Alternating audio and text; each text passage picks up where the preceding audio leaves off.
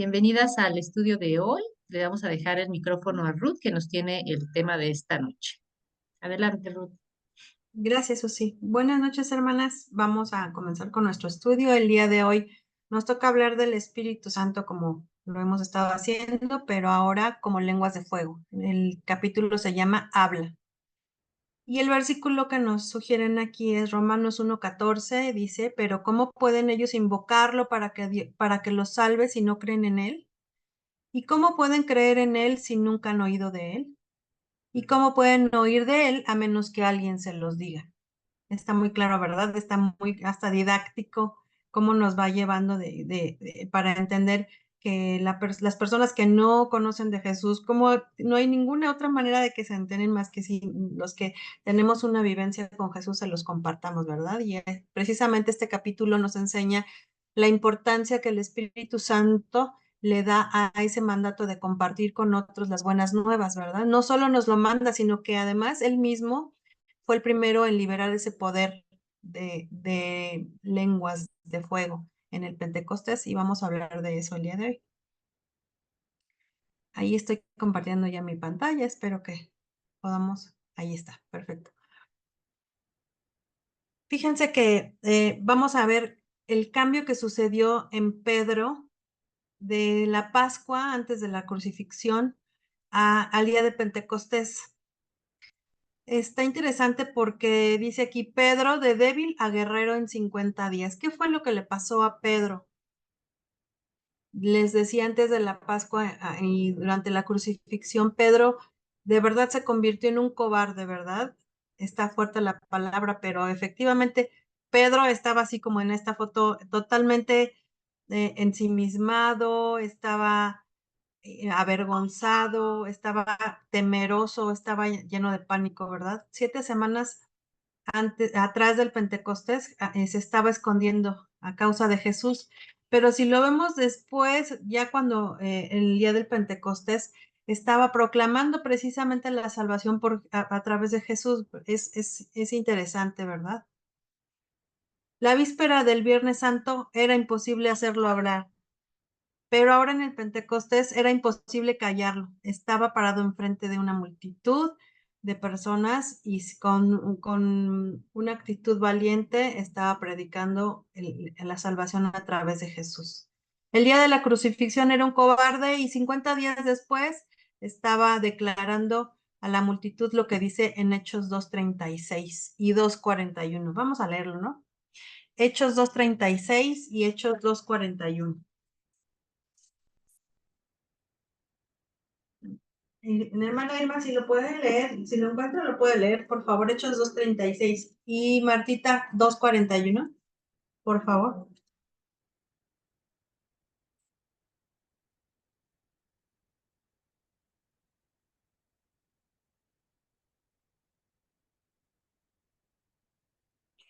Hechos dos 2:30, treinta y seis dice, 33.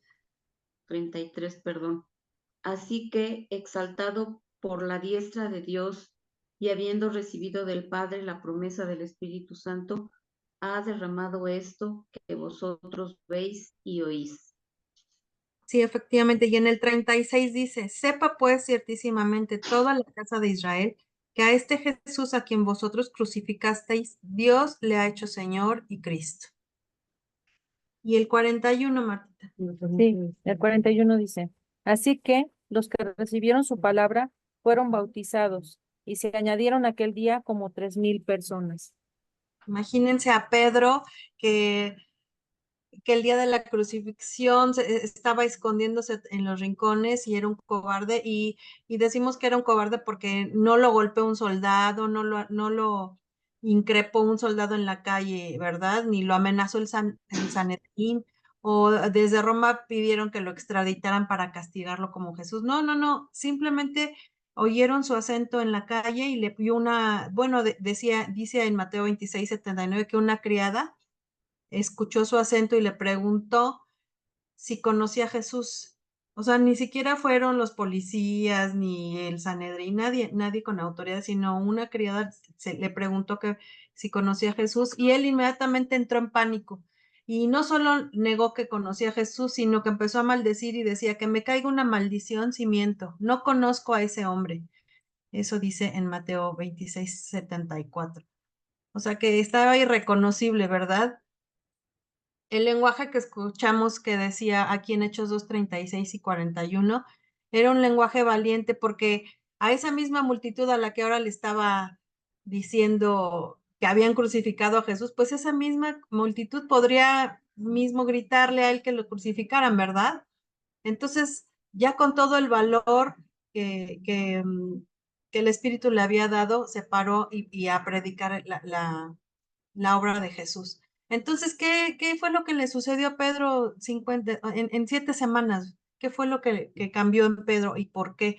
¿Por qué queremos saberlo? Porque es probable que nos identifiquemos con Pedro, ¿verdad? A veces nuestras convicciones se debilitan, menguan, nuestra determinación de ser buenas cristianas de ser buenas hijas de Dios se derriten conforme pasan los días, ¿verdad? Estamos decididos a mejorar cuando nos levantamos, pero durante el día ya nos cuesta llevar a cabo lo que prometemos, ¿verdad? Y al final fallamos. Luego vemos algunos cristianos que sus vidas son poderosas, que están muy firmes en la fe y luego nos preguntamos, ¿y por qué mi fe es tan débil? ¿Qué fue lo que pasó? ¿Que no creemos en el mismo Cristo o no leemos las mismas escrituras o qué pasa? Algunas nos parecemos tal vez al primer Pedro, ¿verdad? El de la Pascua, el de la crucifixión. Y algunas otras, ojalá nos pudiéramos parecer al Pedro de Pentecostés.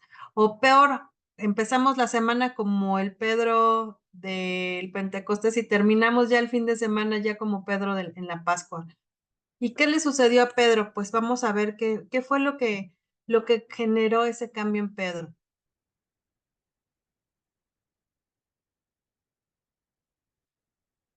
Ahí tendrían que estar viendo esta. Ok. La respuesta a esa pregunta que nos hacemos de qué le pasó a Pedro entonces, vamos a leerla en Hechos, capítulo 1, versículo 4 al 5.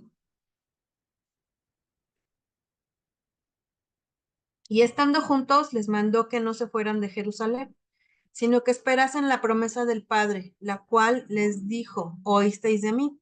Porque Juan ciertamente bautizó con agua, mas vosotros seréis bautizados con el Espíritu Santo dentro de no muchos días. Eso fue lo que les dijo Jesús, les dio esa orden, no se vayan de Jerusalén hasta que el Padre les envíe el regalo que les prometió. ¿A quién se los estaba diciendo? Pues a los miembros usuales de su iglesia, los apóstoles, menos Judas, ¿verdad?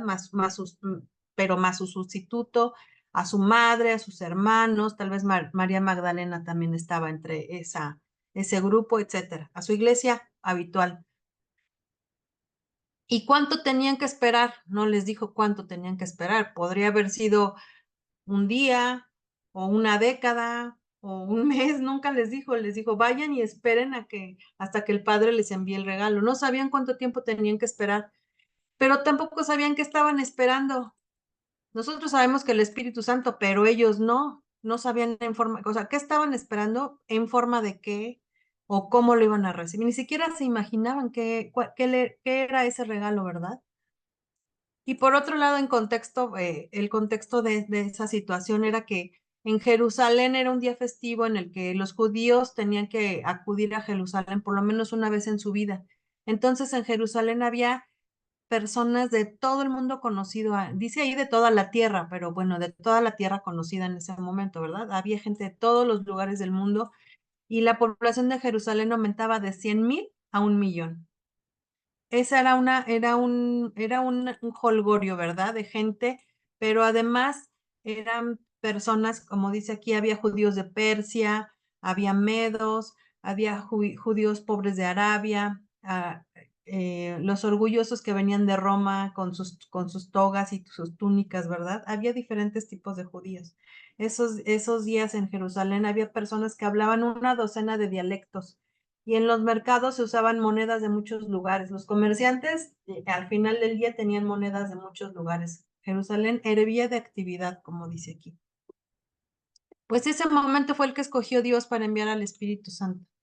Después de la crucifixión, ya la tumba estaba vacía, Cristo ya había ascendido al cielo, sus apóstoles estaban ya reunidos en un lugar y además había representantes de al menos 15 naciones en la ciudad. ¿Y qué fue lo que pasó? Vamos a leer Hechos 2, del 2 al 6. Leti Loesa, ¿nos puedes ayudar? Hechos 2, del 2 al 6. Sí.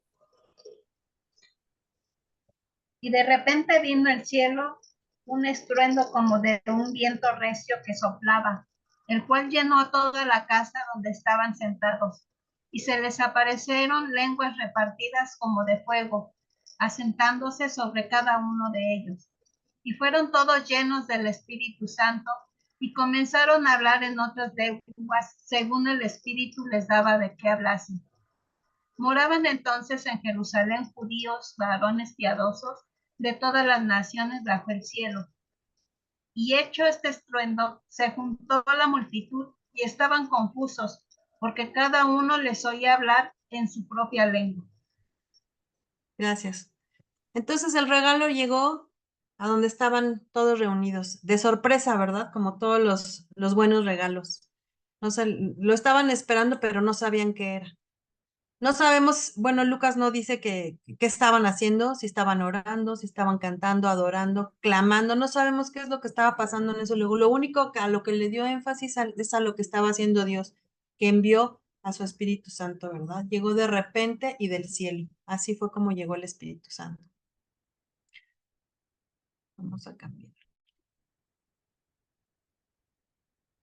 Imagínense entonces a Andrés hablando de la bondad de Dios en egipcio. Los judíos que venían de Egipto le entendían. A Tomás contando los milagros que vio cuando Jesús le pidió que metiera su dedo en las llagas de su mano y en el costado. Y se los contaba a los de Capadocia y le entendían en su propia lengua. O a María contándole sobre el nacimiento de Jesús a los judíos de Creta y los cretenses le entendían. Entonces, eso fue lo que recibieron esas personas, pero también Pedro, y eso fue lo que determinó el cambio en él. Todos fueron llenos y gracias al poder del Espíritu Santo tuvieron el poder de que gente de todo el mundo podía escuchar la historia de Jesús en su propio idioma. Con el tiempo sabemos que el Espíritu empoderó la primera iglesia a hacer muchos milagros, ¿verdad? A resucitar muertos, oraban y se abrían las puertas de las cárceles. Pero antes de que todo eso pasara, lo primero que hizo el Espíritu Santo al llegar fue empoderar a las personas para que pudieran comunicar la historia de Cristo. Fue empoderar a personas sin estudios y sin preparación. Eso no lo digo yo, ¿verdad? Dice en Hechos 4:13 que eran personas que no estaban leídas. Déjenme ver. Hechos 4:13 dice, entonces, viendo el denuedo de Pedro y de Juan, sabiendo que eran hombres sin letras y del vulgo, se maravillaban y les reconocían que habían estado con Jesús. Eran personas sin preparación, hombres y mujeres. Hablaban en unos lenguajes que nunca habían estudiado, obviamente, pero pudieron impactar a personas de naciones que ni siquiera habían conocido, nunca habían visitado estas naciones y sin embargo pudieron impactarlos gracias al poder del Espíritu Santo, ¿verdad? De ese día. Y ese solo día se rendieron a Jesús como 3,000 personas. Ese fue el poder del Espíritu. Entonces eso fue lo que le pasó a Pedro. Y eso fue lo que hizo el Espíritu Santo ese día. Empoderó y aún ahora sigue empoderando a los seguidores de Cristo para que declaren las maravillas de Dios. Esa fue la primera obra del Espíritu. Hacer que todas esas personas comunicaran el mensaje de Jesús. Por eso es la importancia que les decía, que le dio el Espíritu Santo a la comunicación, porque fue su primera obra. Y entonces ahora podemos ver pues muchas personas en nuestros tiempos que han sido empoderadas y que han tocado a miles de personas, millones de personas, ¿verdad? Aquí el libro nos da tres ejemplos de grandes personas, de grandes oradores y de grandes misioneros. Por ejemplo, Billy Graham, que fue el hijo de un lechero de Carolina del Norte y que durante su vida habló a más de 1,000 millones de personas. O Charles Spurgeon, que fue un predicador londinense del siglo XIX y que sus mensajes eran tan poderosos que aún ahora la gente sigue estudiando sus sermones, siglo y medio después. O la Madre Teresa, que era una pequeñita, una señora tan pequeñita, pero que fue muy gigante en misericordia con los pobres, sobre todo, ¿verdad? Y en sus mensajes. Dice en Hechos 1:8, pero recibirán poder cuando el Espíritu Santo descienda sobre ustedes y serán mis testigos. Estos son 3 ejemplos de unos gigantes de la fe, ¿verdad? Pero también podemos ver cómo el Espíritu convierte a personas comunes, como nosotras, en fuerzas poco comunes. Aquí damos otros 3 ejemplos que encontramos en este libro de 3 personas comunes que también alcanzaron y tocaron vidas y a través del Espíritu Santo. Por ejemplo, podemos ver la vida de Brenda Jones, que nos cuenta que era una mujer que estaba luchando contra el cáncer de mama y cuando se reunió con su cirujano para una consulta de reconstrucción del seno, hizo una pausa y prefirió hablarle a su doctor, que era una eminencia nacional, ¿verdad? En Estados Unidos, sobre su vida y sobre el cambio que Jesús había hecho en su vida. El eminente doctor solo la escuchó 15 minutos y solo esos 15 minutos cambiaron la vida de este doctor. Y nos cuenta Max Lucado que el doctor se llama Pete Ledoux, se convirtió y él mismo lo bautizó. Y de hecho este libro que estamos estudiando se lo dedica a este doctor, que fue tocado por la vida de 15 minutos de plática con Brenda Jones. Luego tenemos a Antenor Galvez. Antenor Galvez es un pastor brasileño que tiene una congregación en Itu, en Brasil. Ha servido en esa congregación por más de 20 años. ¿Y cómo llegó ahí? Pues a través del cambio de vida de su padre. Su padre viajaba en tren desde su casa hacia su trabajo y cuando bajaba del tren caminaba por una colonia donde veía una casa con un porche en donde había una pizarra.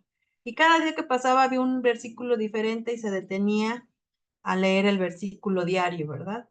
Hasta que un buen día se detuvo y tocó la puerta y la persona salió, le habló de Jesús, lo invitó a un estudio bíblico y después el Señor se convirtió y pues a través de esa acción de esa persona que de solo escribir versículos en su casa, tocó la vida de Antenor Goncalves, que en ese momento solo tenía 2 años, ¿verdad? Pero al cambiar la vida de su padre, pues obviamente cambió la vida también de Antenor. Y ahora lleva más de 20 años en esa congregación siendo pastor. También tenemos la vida de Mike. Mike era un compañero de juego de fútbol americano de Max Lucado, de nuestro autor. Jugaban en el mismo equipo y eran suplentes y como todos los suplentes pues se quedaban en la banca platicando, dice, y hacíamos lo que todos los adolescentes hacen, que no era precisamente jugar, ¿verdad? Se dedicaban a otras cosas, pero dice que Mike tenía un pretexto porque él no era cristiano, pero Max se supone que sí era cristiano y hacía lo mismo que todos los jóvenes. Pero después Mike conoció a Pam, se hizo novio de Pam, Pam era cristiana, y entonces Mike también conoció a Cristo y comenzó a cambiar la vida de Mike. Y a través del cambio que Max Lucado observó en Mike durante 5 años, también experimentó el cambio en Jesús, a través de Jesús en su vida. ¿Y por qué? Pues porque veía el cambio de comportamiento de Mike, que ya no hacía antes lo que hacían antes como adolescentes sin Cristo, ¿verdad? Y empezó a ver el cambio de Mike a través del respeto hacia sus maestros, hacia el trato amable con los demás. En fin, era un sermón viviente, Mike. Y así fue como impactó la vida de Max Lucado, que después a él ahora nos está impactando a nosotros, ¿verdad? Así es que puede ser que una palabra dicha a un doctor o unas frases en una pizarra o el ejemplo vivo de un amigo pueden ser que cambien la vida de los demás, ¿verdad? De otras personas. ¿Podríamos decir que son técnicas avanzadas de persuasión? ¿O cómo explicamos eso? ¿Cómo explicamos el cambio que estas personas experimentaron a través del ejemplo de otros? pues no la podemos explicar más que por el actuar del Espíritu Santo a través de ellos. El Espíritu Santo los usó para tocar a otras personas que ellas mismas van a tocar y a hacer el cambio en muchísimas más personas. Obviamente ellos no se lo esperaban y si se los hubiéramos preguntado hubieran dicho, no, pues tal vez no puedo, no me animo, ¿qué tal que me dice que no? ¿Qué tal que no se puede? O que no sé, pierdo su amistad en este caso, ¿no? Pero Dios dice en Mateo 10, del 19-20, Dios les dará las palabras apropiadas en el momento preciso, porque no serán ustedes los que hablen, sino el Espíritu de su Padre hablará por medio de ustedes. Así es que entendemos que estas personas no hablaron por ellas mismas, sino fue el Espíritu Santo que habló a través de ellas. El Espíritu convencerá al mundo de pecado y os guiará a toda verdad, dice en Juan 16, 8 y 13. Entonces lo que pasa es que Él convierte nuestras lenguas de carne en lenguas de fuego. Por eso se llama así nuestro capítulo, el Espíritu Santo como lenguas de fuego. Él nos da ese poder de que nuestra lengua de carne débil, temerosa, se convierte en una lengua valiente y de fuego que puede tocar el corazón de las personas que nos observan, como Mike, o que nos escuchan, o que ven nuestros mensajes, ¿verdad? Ahora ya las pizarras casi no se ocupan, pero las redes sociales sí existen y ahora son muy vigentes y que a través de ellas podemos tocar a mucha gente. Entonces concluimos en este caso que la prioridad del Espíritu Santo es la comunicación. Fue la prioridad porque fue lo primero que hizo, fue el primer fruto del Espíritu Santo, la comunicación. En el libro de Hechos solamente se menciona al Espíritu Santo 57 veces, de las cuales 36 veces el Espíritu habla a través de una persona a alguien más. La utiliza como medio de comunicación a alguien más. De esas 57, 36 veces. Y eso también lo puede hacer con nosotras. A veces, aunque lo dudemos, debemos ser instrumento en las manos del Espíritu. Nos puede usar como instrumentos, pero ¿cómo? ¿Cómo le hacemos? Vamos a ver.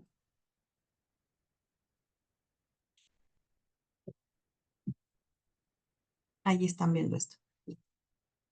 Pues compartiendo nuestra historia de fe, compartiendo nuestra historia con Jesús, porque nadie más ha recorrido nuestro camino. El camino que hemos viajado con Jesús no es el mismo que yo he vivido que el que ha vivido Martita o el que ha vivido Irma, no es el mismo. Podemos compartir cada una nuestro viaje con Jesús. Y Max nos da aquí una idea de cómo podemos hacerlo. Nos dice, conviértete en un experto en tu ebenecer. Hazte un experto en tu ebenecer. ¿Qué es ebenecer? Él dice que es como un álbum de todos esos momentos en que solo Dios es la explicación. Todos tenemos en nuestra vida algún momento en que dices, esto pasó porque solamente Dios pudo hacerlo. Solamente Dios pudo hacer esto en mi vida, solo pudo Dios hacer que esto pasara, que esto no pasara, etcétera. Seguramente ahorita les viene a la cabeza algún momento, en algún momento solo Dios. Entonces, piensen ahorita, vamos a hacer al final un ejercicio en el que cada quien va a compartir un evento solo Dios para hacer nuestro ebenecer, para empezar nuestro ebenecer. Nuestro ebenecer, aquí les puse un ejemplo, son estas piedritas en donde cada piedrita es un evento solo Dios. Entonces, por lo menos ahorita acuérdense de una para que puedan ir armando su ebenecer de su vida. En las que solamente Dios pudo haber movido las cosas a tu favor. Fíjense que en los primeros tiempos de la existencia del pueblo de Dios, Dios lo bendijo a su pueblo de incontables y milagrosas maneras. Desde la liberación de Egipto, en donde les dio una nueva identidad e hizo un pacto con ellos, a través de todo ese trayecto vieron plagas sobre sus enemigos, en el desierto hubieron fuego santo en el cielo, tenían maná en sus platos, sus sandalias no se desgastaban ni sus ropas, etcétera. Vieron incontables, bueno, agua de las piedras, vieron miles de milagros. Pero en cuanto surgía algún pequeño inconveniente o problema, ellos empezaban a renegar. A decir, no, pero es que estaríamos mejor en Egipto, es que deberíamos regresar. Bueno, una vez hasta fundieron sus joyas de oro para hacer un becerro y orarle y adorarle. O sea, los judíos eran por decirlo menos, eran olvidadizos, ¿verdad? Por decir un eufemismo de ellos, eran muy olvidadizos. Pero después desarrollaron formas de recordar y una de ellas fue precisamente las piedras de ayuda, que son estas, Ebenezer. En 1 Samuel 7:12, vamos a leer lo que dice. La primera que lo encuentra ahora sí, lo lee por favor. 1 Samuel 7:12.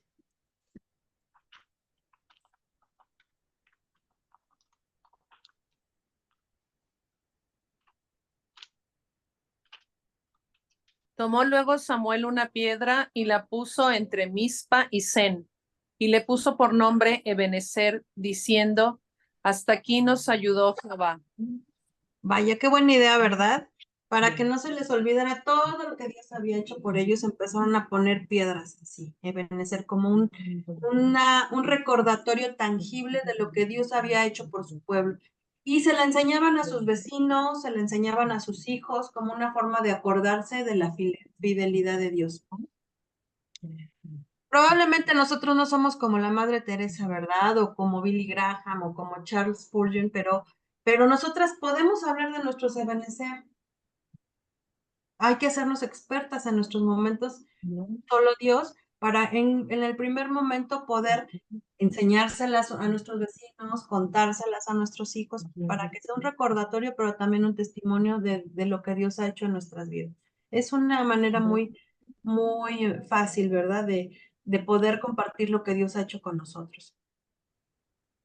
Entonces piensen, todavía tienen dos diapositivas para poder pensar en su momento de benecer para que lo compartamos al final.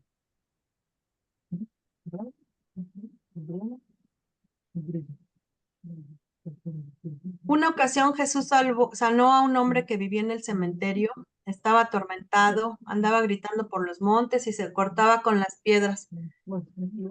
Pero cuando Jesús lo liberó, él le rogaba que le permitiera seguirle.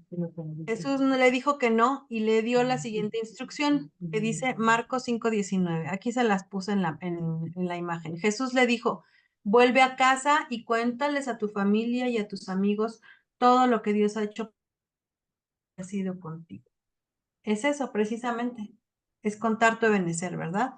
Es tener en mente tu ebenecer y podérselo enseñar a tus vecinos, a tus amigos, a tus hijos sobre todo, que no se les olvide que es por todo lo que han pasado hasta el momento y cómo Dios ha sido bueno con nosotros.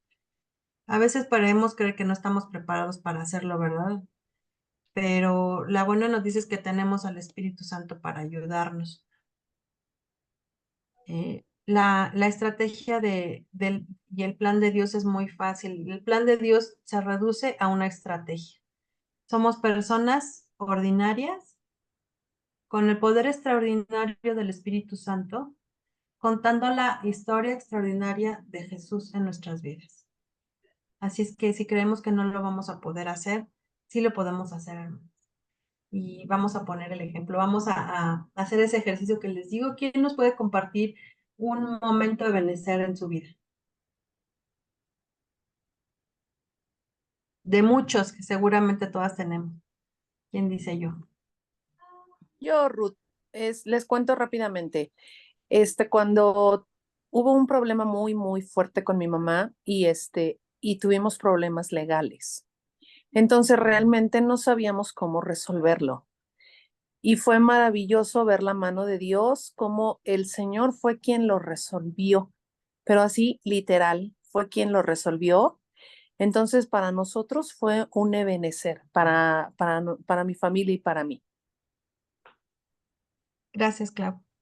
Recordamos mucho y con mucho cariño a tu mami. Gracias. Yo Susi, también les comparto dos, que solo Dios pudo salvar la vida de Alejandra 2 veces, que estuvo en el hospital a punto de morir. Una vez cuando era bebecita y estuvo en la incubadora, y la segunda vez tenía como unos 7 años y también los doctores no le daban muchas esperanzas y el Señor la sacó. Y otra que solo Dios pudo hacer es mantenernos durante la pandemia sin trabajo. es correcto, me ganaste. Allí voy a contar precisamente la de la pandemia. Yo también tengo un ebenecer. porque sí, de verdad es impresionante. A lo mejor es algo muy doméstico, pero de verdad vi la mano de Dios. Estaba yo con mis hijas, mis hijos sola, estaba horneando, el horno se empezó a incendiar. Bueno, yo no me había dado cuenta porque estaba, o sea, ocupada hasta aquí que mi hijo tenía como que será 10 años. Me dijo, mamá, está saliendo fuego de ahí abajo. ¿De dónde? De abajo del horno. Y ya me asomó así, lenguas, literal, lenguas de fuego. Y cuando pasó, o sea, mi esposo no estaba, no, me bloqueé, no sabía qué hacer. Bueno, gracias a Dios no pasó nada y cuando revisamos dónde había estado el error o la fuga, qué fue lo que pasó, la persona que vino nos dijo, no sé cómo, señora, no explotaron, porque justo el conducto de gas estaba mal instalado sobre una línea de electricidad, o sea, la eléctrica del horno. Estaban una encima de la otra y pudo haber la llama entrado al conducto de gas y hubiéramos explotado. Y gracias a Dios lo estamos contando, mis hijos bien, pero de verdad no hay explicación más que solo Dios porque nos guardó en esa hora. Adelante, Martita. Sí, cuando en el 2016 mi mamá padeció de una isquemia y un derrame, em, y ella salió del hospital, estuvo más de 15 días en el hospital. Ella salió del hospital como si fuera un vegetal, un trapito, diría yo. No sabía ni quién era, no reconocía a nadie. Y Dios le permitió, y todavía, eso fue en marzo, abril de 2016, y todavía como en junio, julio, se le cayó a la cuidadora y se quebró su cadera. Mi mamá tenía 85 años. Este, tuvimos que operarla, una cirugía de cadera. Y mi mamá se recuperó al grado de poder, eh, porque con eso ella, digo, a ver, una isquemia es que deja de correr sangre en el cerebro y entonces muere parte del cerebro. Y el derrame es sangre que se riega en el cerebro, inflama el cerebro y hay que esperar a que, o dar tratamiento para que se absorba eso. Mamá sufrió las dos cosas al mismo tiempo. Este, y ella después de eso, en 2017 como en marzo, o sea, como al año, ella ya podía hablar, ya podía platicar, ya sabía quién era, ya nos reconocía. Le quedaron algunas secuelas, pero hay mucha gente que en esos derrames ya no se recuperan, de hecho mueren.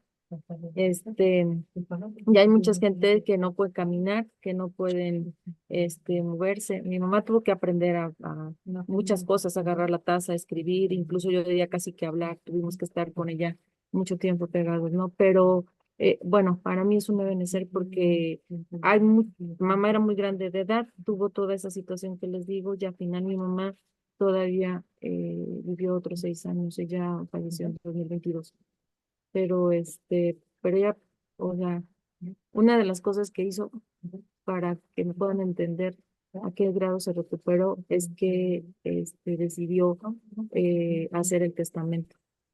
Me pidió a mí que lo acompañara con el abogado para hacer el trámite. O sea, a ese grado ella se recuperó.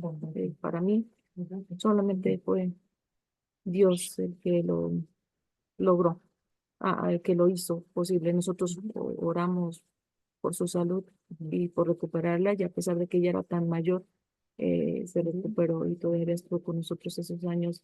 Mm, Nosotros, mis hermanos y yo coincidimos que en el hospital, cuando la dieron de alta, casi no la dieron así como para que ella fuera a bien morir a la casa, pero no fue así. Dios todavía le dio 6 años más con nosotros.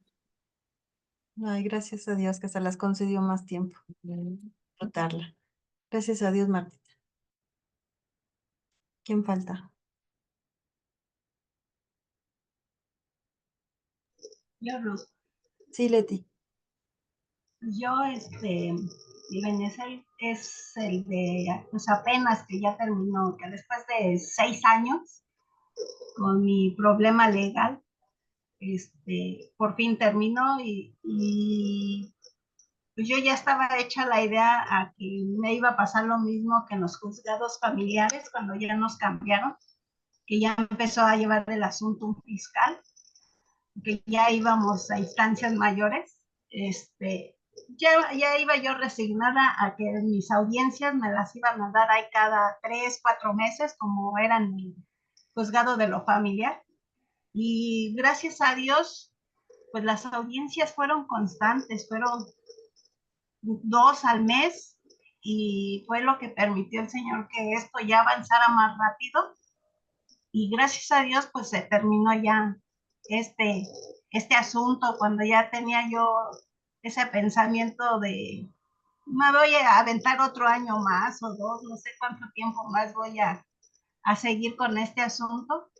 Y no, ya, ya se concluyó y pues este es mi Ebenezer. Le doy gracias a Dios de que después de 6 años esto concluyó. Gracias a Dios, Él lucha nuestras batallas, ¿verdad? Y su ángel nos defiende. Mejor que cualquier abogado. ¿Tu Irmita?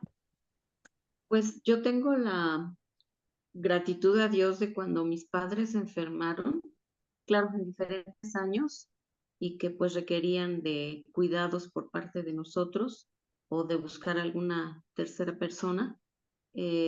Cuando mi papi estuvo más mal de salud, mi hermano salió ya de su trabajo y él pudo dedicarse a los cuidados de mi papá. Y después mi mami también, cuando tuvo sus problemas de salud también muy fuertes, mi hermana se pensiona. Entonces, Dios va poniendo las cosas En orden. en orden en su momento y pues siempre hay gratitud a Él por todo lo que hace por nosotros. Gracias a Dios. Como decíamos en unas lecciones atrás, nosotros no sabemos el futuro, ¿verdad? Él sí. Y por eso Él va Ujú. acomodando las cosas como deben de ser. Por eso no hay que angustiarnos. A veces nos angustiamos mucho porque en este momento no sabemos qué hacer, pero Dios sabe, el Espíritu sabe qué va a pasar más adelante y por qué estamos teniendo que vivir esto ahora, ¿verdad? Ujú. Mi último Ebenezer que me acordé ahorita que decían de sus papás, pues ya nada más con decirles que mi abuelita, que fue casi mi madre, la tuve hasta 106 años. Bueno, estuvo con nosotros 106 años. Yo creo que ahí sí no hay explicación más que solo Dios.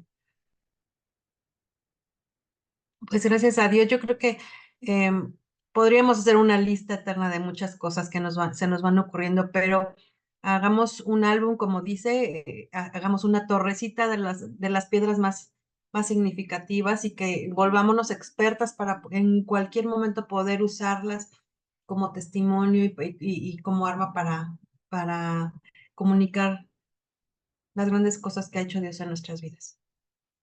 Que Dios les bendiga, hermana. Este es el tema de hoy. Vamos a hablar, a hacer el plan de Dios, convertirnos en personas extraordinarias también con el poder del Espíritu Santo.